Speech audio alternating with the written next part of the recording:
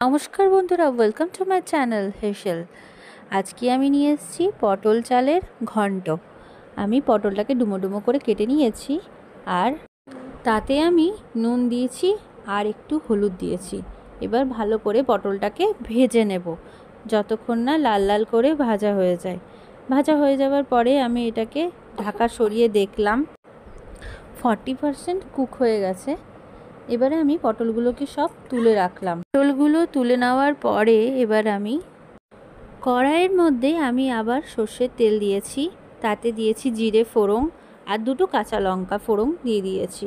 এবার ওটাকে ভালো করে ভাজা হয়ে যাওয়ার পরে আমি টমেটোটাকেও দিয়ে দিয়েছি। আমি এখানে আধখানা টমেটোই দিয়েছি। এবারে যখন হয়ে যাবে ভাজা, তারপরে আমি নুন দিয়ে দিচ্ছি আর দিচ্ছি 2 চামচ আতপ চাল। এটাকে আমি ভিজিয়ে রেখেছিলাম।